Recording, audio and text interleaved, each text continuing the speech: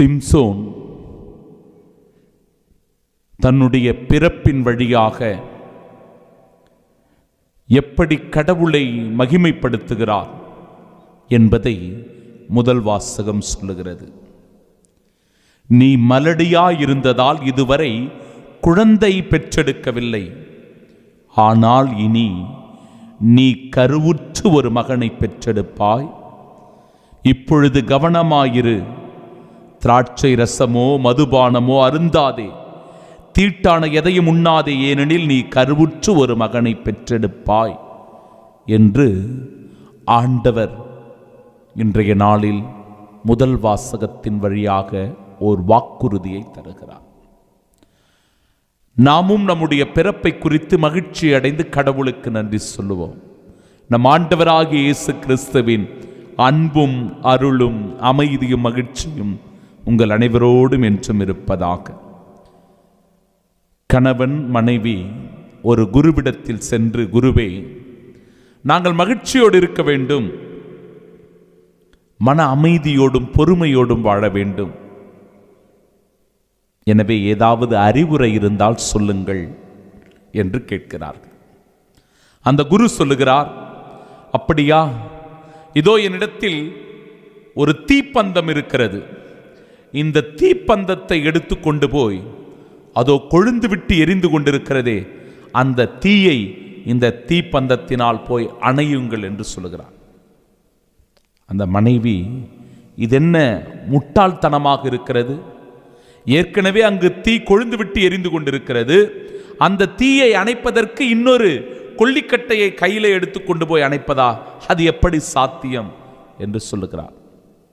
உடனடியாக அவர்களுக்கு அறிவுரை வழங்க விரும்பிய குரு இப்படி சொன்னாராம், உண்மைதான், எப்படி ஒரு தீயினால் இன்னொரு தீயை அணைக்க முடியவில்லையோ அதுபோல கோபத்தினால் கோபத்தை அழிக்க முடியாது, பகைமையினால் இன்னொரு பகைமையை அணைக்க முடியாது, வெறுப்பினால் இன்னொரு வெறுப்பை நாம் நிறைவேற்ற முடியாது, துன்பத்தினால் இன்னொரு துன்பத்திற்கு ஈடு கொடுக்க முடியாது.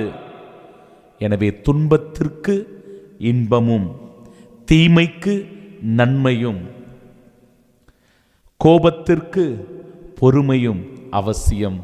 எனவே வாழ்க்கையில் பொறுமையோடும் அன்போடும் நாம் வாழ பழகுகிற போது எல்லாமே நாள்பட சரியாகிவிடும். இந்த மகத்துவமான உண்மையை உணர்ந்து கொண்டு வாழுங்கள். பொறுமை என்பது ஒவ்வொரு குடும்பத்திற்கும் அவசியம் என்று சொல்லி அனுப்பினாராம். பிரியமானவர்களே, இந்த பொறுமையை வலியுறுத்துகிறது இன்றைய நாளினுடைய இறைவார்த்தை பகுதி. கடவுள் மீது மிகுந்த நம்பிக்கையும் விசுவாசமும் கொண்டு நேர்மையாயிருந்த ஒரு குடும்பம் செக்கரியா எலிசபெத்து குடும்பம். கடவுள் மீது முழுமையான நம்பிக்கை, ஈடுபாடு, நேர்மையாக தன்னுடைய குடும்பத்தை நடத்தியது, அதுவும் கடவுளுடைய இல்லத்தில் பணி செய்த செக்கரியா. இப்படிப்பட்ட நேர்மையான உண்மை உள்ள கடவுள் மீது அன்பு கொண்ட குடும்பத்திற்கு குழந்தை இல்லை. இந்த தம்பதியர்களுக்கு தான் குழந்தை இல்லை. பல நேரங்களில் நாம கூட இப்படி தான் சோதிக்கப்படுவோம். கடவுள் மேலே மிகுந்த அன்பு கொண்டிருப்போம், நேசமும் பிரியமும் வைத்திருப்போம், இறை வார்த்தை அனுதினமும் வாசிப்போம், ஜபமாலை ஜபிப்போம், குடும்ப ஜபம் ஜபிப்போம். ஆனால் நம்ம குடும்பத்தில் தான் பிரச்சனை வரும், சண்டை சச்சரவுகள் வரும், குழப்பங்கள் வரும், கஷ்டத்துக்கு மேலே கஷ்டம் வரும். அதுதான் நடக்குது. இப்போ பல பேர் கேலி கிண்டல் செய்திருப்பார்கள். கோயிலில் வேலை செய்கிற, இவ்வளவு பக்தியோட விசுவாசத்தோடு இருக்கிற, உண்மை உள்ளவனாக, நீதி உள்ளவனாக, நேர்மை உள்ளவனாக நடந்து கொள்ளுகிறாய், ஆனால் உனக்கு ஒரு குழந்தை கொடுக்கல பத்தியா கடவுள். அப்போ உண்மையிலுமே அந்த கடவுள் இருக்கிறாரா? நீ விசுவசிப்பது உண்மையா? பத்தியா உனக்கு குழந்தை இல்லையே. நிச்சயமாக செக்கரியாவையும் எலிசபெத்தையும் கேலி கிண்டல் செய்திருப்பார்கள். ஆனால் இறை வார்த்தை சொல்லுகிறது, அவர்கள் பொறுமையோடு காத்திருந்தார்கள்.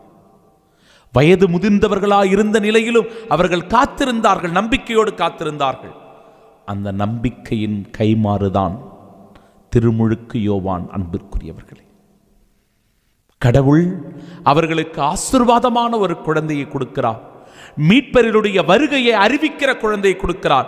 மனிதரா பிறந்தவர்கள் திருமுழுக்கு யோவானை விட பெரியவர் எவரும் இல்லை என்று சொல்லுகிற அந்த உயர்வான மனிதரை கடவுள் அவர்களுக்கு கொடுக்கிறார். அதுதான் காத்திருப்பதின் வழியாக பெற்றுக்கொள்ளுகிற நன்மை கொடை. அதுபோலவே இன்றைய நாளினுடைய முதல் வாசகத்திலும் அந்த தெளிவு நமக்கு கொடுக்கப்படுகிறது. சிம்சோனுடைய பிறப்பு.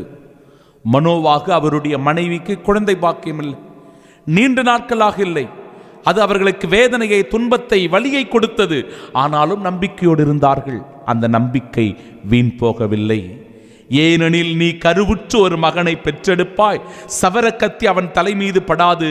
ஏனெனில் பையன் பிறப்பிலிருந்தே கடவுளுக்கு நாசீராக இருப்பான் என்று இறை வார்த்தை சொல்லுகிறது.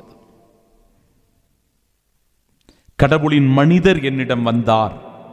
பாருங்க, அந்த அம்மா எப்படி சொல்றாங்க. கடவுளுடைய மனிதர் என்னிடம் வந்தார், அவரது தோற்றம் கடவுளின் தூதரின் தோற்றம் போல் பெரிதாக அச்சத்திற்குரியதாக இருந்தது. அவர் எங்கிருந்து வந்தவர் என்று அவரை நான் கேட்கவில்லை, அவரும் எனக்கு தம் பெயரை அறிவிக்கவில்லை. இதோ நீ கருவுற்று ஒரு மகனை பெற்றெடுப்பாய் என்று இறை வார்த்தை பகுதி சொல்லுகிறது. அதன் பிரதிபலன்தான் சிம்சோன் என்கிற வீரன், வலிமை மிக்க வீரன். பொறுமையின் காத்திருத்தல் தான் சிம்சோன் என்கிற பரிசு. நாமும் நம் வாழ்க்கையில் பொறுமையோடு காத்திருந்தால் பல நன்மைகளை பெற்றுக்கொள்ளலாம், கிறிஸ்துவின் சாட்சிகளாய் வாழலாம். ஆமென்.